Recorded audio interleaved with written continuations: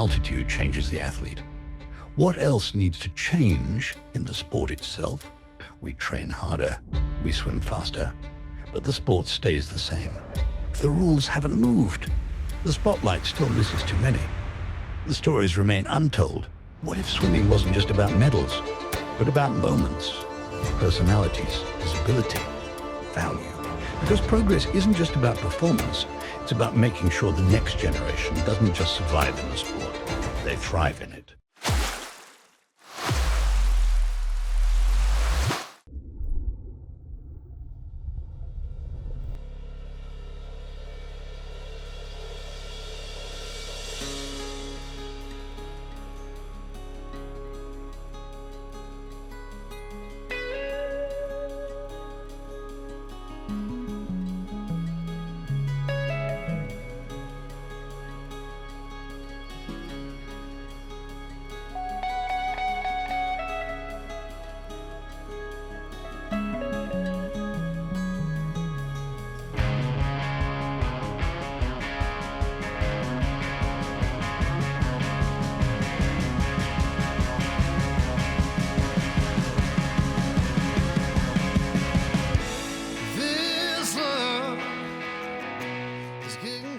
So just have a quick look. You've got a shortish warm-up, and then we go into this block of, I took your advice last night, mid-range reps. So you got 6.5, 6.4, 6.3, 6.2, 6.1s. There's a sequence there, and you can mix and match the equipment and things, but that first one, you've got one pull paddles, one drill, but it's a little bit of drill technique, and then you alternate that. I'll let you decide the rest intervals. I've nominally put plus 40, then 30, 20, 10. But either you push it on or you hold it back a little bit as well. Yeah. Okay. So big chunky sort of main set that allows you to just keep going and select the rest interval after each block. And then short recovery at the end, short swim break. About to get in. We've got a 10k this morning, our 20th 10k of the camp, and it's a nice one. We got 6.5, 6.4, 6.3, 6.2, 6.1s for our set, so we're ready to get in. Feels like it's a loaded gun. My mind stunning like a cloud of dust. My heart always wants to run. Big block now, so 6.500s to start with, and we are doing one pull paddle, so you've got the option of putting paddles on, and then you've got that technique piece, 50 drill, 200 technique, but on swim, and we do that twice too. Alternate those for 6, and just work out your own rest in between. On the 30.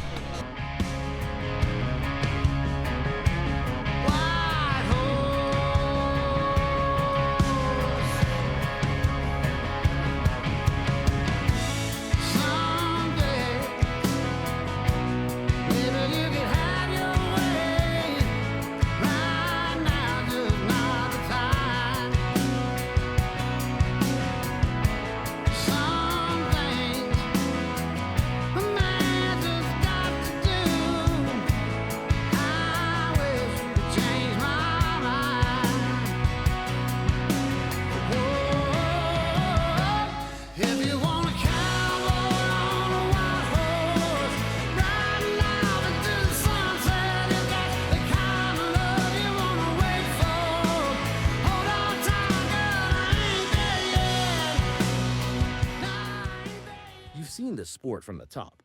What do you think swimming needs most to evolve? For me, I think for swimming to progress as a sport, get more viewership, it's all about basically trying to create storylines behind the athletes in the competitions.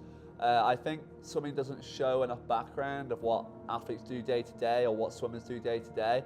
And I think, like for example, if there's a Netflix TV show on swimming, people will watch it way more. I think, honestly, we need to show more background. Like I'm doing right now with this documentary, I'm showing what I'm doing in training to lead up to win another world championship. So this is more about showing the background of athletes to try and basically make the sport bigger and get people to basically root for their fan favorite when at a competition. If you could redesign race formats to better excite fans, what would you change or add? For me, I wouldn't add any more events to the swimming program. I think we're already racing for a week or 8 days at the Olympics. I think that's enough. They've obviously just added some new events recently. Honestly, I think they need to just, for like racing, just show like before the races, I want to see like a background highlights reel of swimmers, what they've won. They should also announce basically what each individual person's won, so then people in the crowd who have never watched these people race before then know a bit about them. And also maybe, I don't know if this is going to be allowed, but they should incorporate a bit more betting, I think, into the swimming, because I think if I'm watching swimming, I know with my friends, we're all like, oh, I think he's going to win, or I think he's going to win. And it makes it kind of fun, that element. So if they have that like horse racing kind of element in swimming, it would be pretty cool. And also, I remember at the Commonwealth Games, they allowed alcohol in the building. I think that kind of made it more enjoyable for a lot of people watching. Maybe not for just the swimmers swimming, but for the spectators element. I feel like the spectators got way more into it when they had a bit of alcohol in the system. What are the biggest sacrifices swimmers make that people outside the sport never see?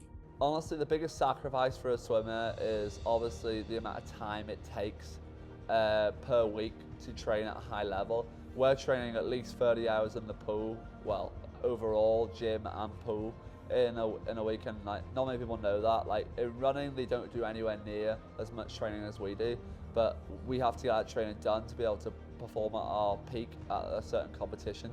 So swimming is quite demanding on your time, but at the end, if you win, it's worth it.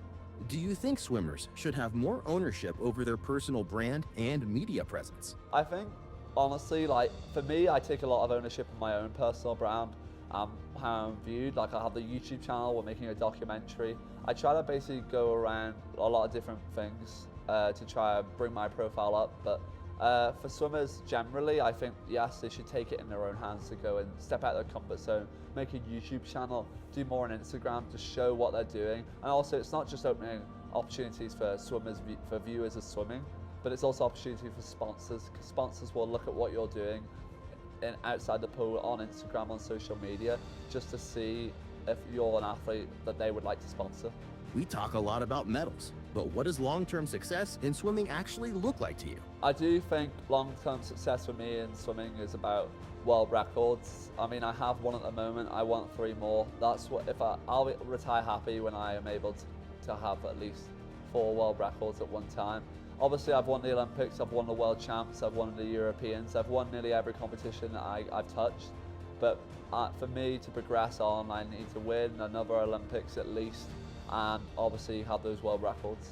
As someone still finding your place in the sport, do you feel supported by the current system? I would say the system is like semi-supportive, as in like, I feel like if you're not good at a junior level in swimming, it's not very hard. It's very hard to break to the world scene, as you don't get much funding. People don't really look at you, and the grants mostly go to the better people at juniors. So like when luckily our parents were quite invested in us in swimming when we were younger, so then they believed in us, and I feel like that's how we progressed on, is through our parents and a lot. But I would say it's not really supportive unless you're like world junior finalist. What would make your journey more visible or more valued by the wider swim community? Well, I feel like me and my brother do quite a lot in terms of widening the view of on people's perspective of us, in terms of we have a YouTube channel, stuff like that. But I feel like a lot of people can't make a YouTube channel because, well, I'm an Olympic champion on my YouTube channel, a lot of people don't. So I feel like it's maybe to widen more is basically swim faster, because that's how you get a wider perspective on people looking at you. Do you think sponsors should take the risk on younger athletes who haven't won major senior medals? I would, if I was a sponsor personally, I wouldn't sponsor the people up and coming. I wouldn't take the risk. I don't think it's worth it. But I feel like if you're like a fund, an athlete fund, I feel like not enough work goes into like looking at people's potential a lot, and I feel like it's overlooked. They just kind of pick randomly, or they pick somebody they know or like. I feel like that's how it works. You could say it's all mentality about younger swimmers, but I feel like it's quite hard to gauge somebody's mentality after like a couple of meetings. I feel like you have to like know them maybe come to a lot of the sessions. So I feel like maybe for an athlete fund, they should apply somebody to come look at sessions all the time and like come watch them in sessions and see how they do and see the mentality in a session.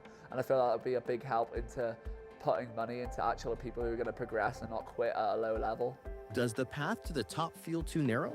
Or do you see new opportunities emerging? To be honest, I don't think I feel like it's mostly talent-based to be a good swimmer at the top level, and like it's very on genetics. Like if you ever look at Olympic final, you never see any small, short people with short limbs. It's always the long guys who always do well. And then in terms of the path being too narrow at the top, yes, there's only 8 people that go in a final. But I feel like at the moment, swimming's it's very up and down at the moment. I feel like there's a lot of room to sneak in there and make a final. Like I've snuck in multiple times now into finals, and I wasn't a good junior swimmer. It just shows if you have a good mentality, the path's not narrow if you think about it like that.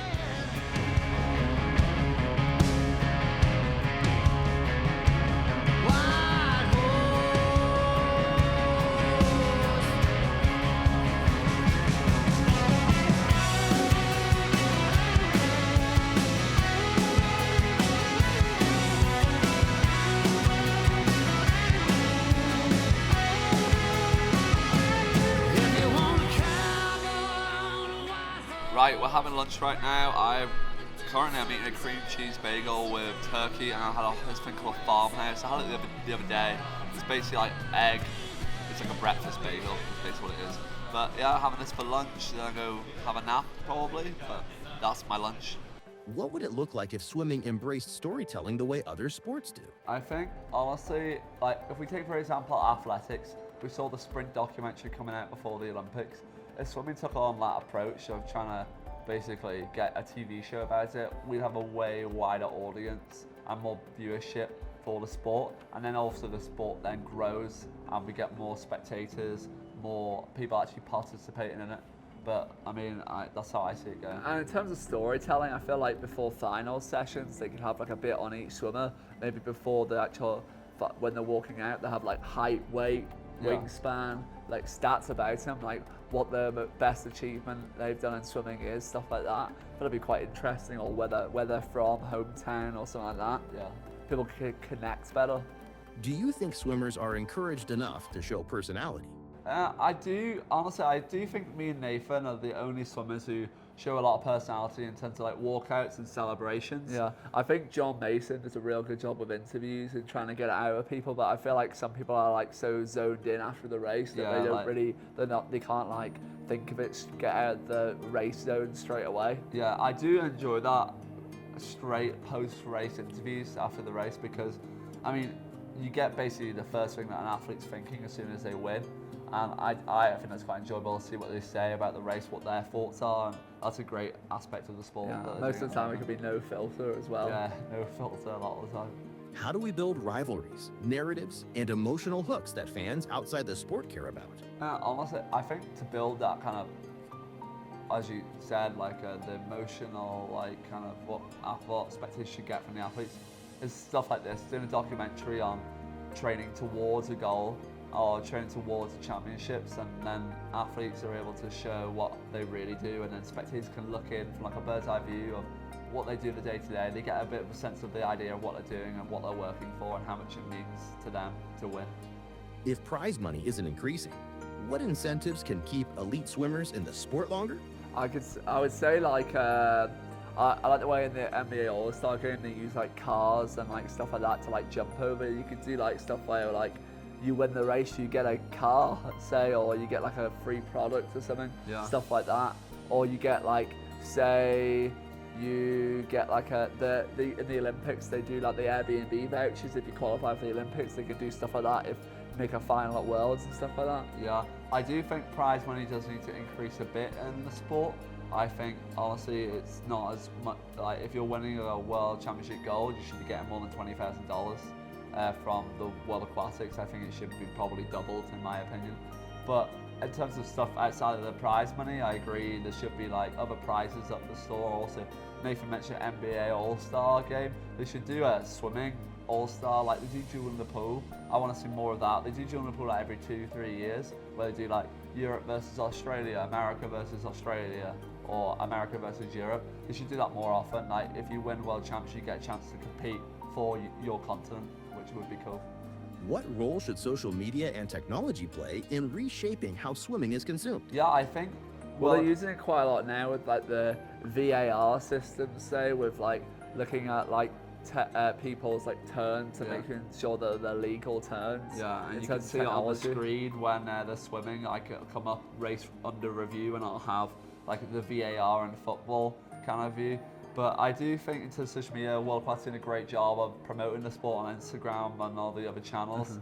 I would mainly say it's more open water that needs to increase. Like open water, it's not. I don't think it's very enjoyable to watch online because it's so long, and like I think the commentary sometimes is like a bit lacking. It's very repetitive. Yeah, it's always quite boring. I think the commentary. I think they could do a lot more with it. They could also make it like basically open water is like Formula One. You know what I mean? It's the same length of time as a Formula One race. They could just literally copy how the Formula One has done it. And have a leaderboard at the side with all the changing orders. Names coming up above. And they can make open water could be one of the biggest sports in the world if they just changed how it was viewed. What do you think about the 50M events being added to the Olympics? Positive or negative? The 50 meters is quite good in terms of getting more swimmers at the Olympics for the faster events. But I do worry what it's going to do for the younger generation of swimmers coming through, because if a swimmer, when they're younger, should not be specialising. They should be doing all the events, doing 1500, 50, 4IM. They should be doing every event, and then they figure out what they're best at. Like you look at the most recent 50 freestyle Olympic champion, the guy who used to do, Cam McAvoy, he used to do 5K was his main event, and then when he got older, he got stronger, and he decided to basically specialise in the 50 freestyle. Like, that's how it should be. It shouldn't be a 14-year-old deciding when he's 14 that he should be a 50 freestyler. They should do multiple events to try to widen their It also, if you look at it as well, like Michael Phelps achieved like one of the greatest things, 8 gold medals, and it's just going to get way easier for somebody to break that record now. They've added in mixed relays, they've added in 50s of stroke, 800 meter freestyle. They've added in 2 men. Basically, I think they've kind of discrediting the Olympics now by having so many events that it becomes a lot easier to win Olympic gold, and it should be the hardest thing to do in your sport. What do you think about when you're alone up here at altitude? What do we think about when we're alone? Well, I'm never alone, sadly, because I've got a twin who's constantly with me 24 hours when we're in altitude. But when I guess we're alone when we're swimming in the pool, we're doing 1,000 meter reps. I'm honestly just thinking about winning world championships. In my head constantly, it is about beating every single person in the category that I race. That's all I think about. Sometimes when we do longer reps, I like to zone out and think about nothing, or I'll try to remember the dream that I had the night before. That's normally sometimes that I like to do as well. But If you could leave one message for the next generation of swimmers, what would it be?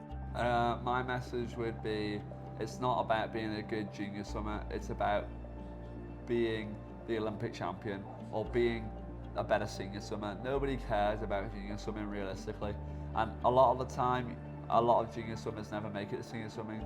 You'll be remembered by your Olympic and World Championship success, not by your junior career. I feel like it's easy to say that though, but as you look at like the science behind it, as we saw on Twitter sometimes, you're the only person ever to win Olympic gold who wasn't in a junior final. So I feel like there should be a bit of pressure to make a junior final when you're younger, because it's basically you get 30% chance of winning an Olympic medal if you're in a junior final. Yeah, so like I feel like it's pretty important. Yeah, but what would be your message? I feel like if you feel like you've got the motivation to do it and you're hard working, then I think you should stick in it and you can see your full potential. But I feel like if you don't really enjoy training, or you're slacking off, or you want a bigger priority in life, so you want to be a doctor or something else, I think stick to that, because if you want to be a swimmer, you got to put everything into it. And that's what I would say in life in general as well. If you want to do something, you got to put your all into it. What do you hope people feel when they watch your journey, not just your races? I hope people learn something, especially in this documentary. I would like for at least one person to take away that to become a high-level athlete, it's about the commitment, it's about the mentality. It's not about just turning up and doing whatever you want. It's about listening to your coach, listening to other people around you, and trying your best. That's what it's about.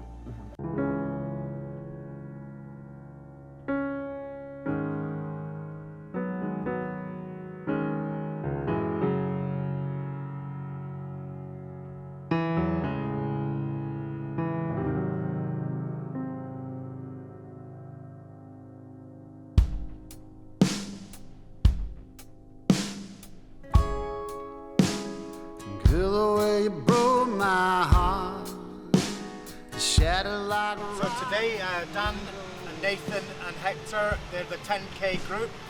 They're all doing a lot of aerobic capacity work, and it's a combination of 600s, 500s and 400s. The main set is 7.5K, and it's the stress,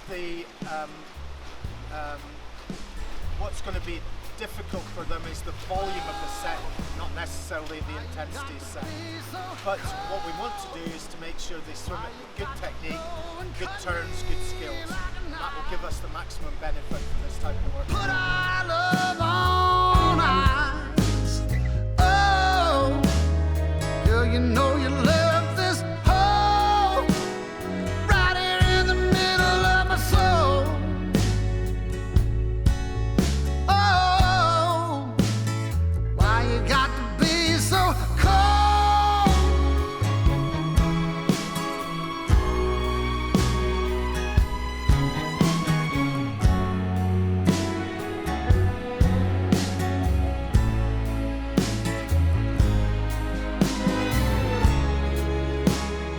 What am I supposed to say? If anybody That was a good session. We just finished. I have 3 more 10Ks left, and that is it for the session. We'll see you later on. So we've just finished the pool session, 10k yards, and now it's Taco Tuesday. I'm having taco pizza, and I'm also having tacos as well. So we're gonna get into this and then off to bed after. my shoes.